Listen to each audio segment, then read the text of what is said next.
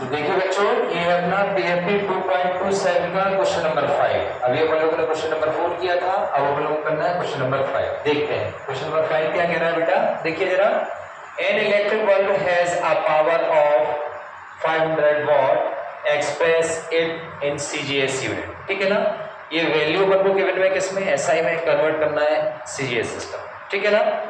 अब देखिए किसकी बात कर रहे हैं, कौन सी फिजिकल क्वांटिटी है यहाँ पर, पावर। तो सबसे पहले अपन लोगों को पावर का डायमेंशन फॉर्मूला पता होना चाहिए।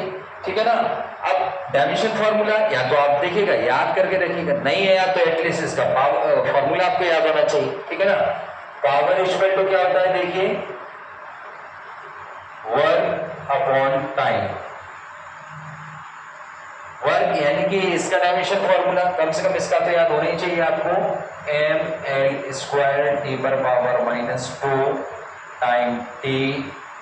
यहां से देखिए इसकी वैल्यू क्या हो जाएगी, एम एल स्क्वायर टी पर power -3।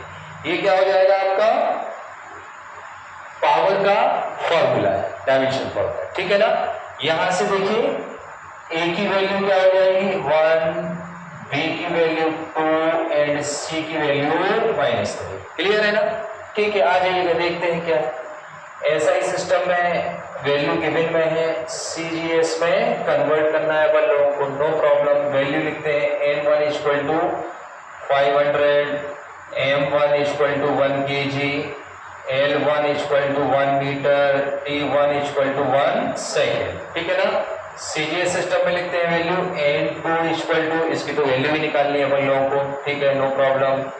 n2 equal to 1 gram, L2 equal to 1 centimetre and T2 equal to 1 second. ठीक है, फॉर्मूला पता है अपन लोगों को, फॉर्मूला कौन सा रखते हैं, रख दीजिए n2 equal to n1 m1 upon m2 power a, L1 upon L2 power b and T1 upon T2 power c। ठीक है ना। फटाफट वैल्यू पुट करिएगा इसमें, n2 इक्वल टू n1 की वैल्यू कितनी है अपने पास में 500। ठीक है ना। m1 क्या है देखिए बेटा 1 kg, लिखिएगा यहाँ 1। m2 क्या है बेटा ग्राम, तो 1 kg को ग्राम में कन्वर्ट कर लीजिएगा, 1000 अपॉन के 1 पावर a की वैल्यू कितनी है 1। L देखिए बेटा L1 क्या है मीटर, इसको सेंटीमीटर में कन्वर्ट कर दीजिएगा। ठीक है ना। और L2 की वैल्यू 1, b की पावर 2 है। ठीक है, लिख दीजिएगा b की वैल्यू 2 है तो पावर में यहाँ 2 आ जाएगा।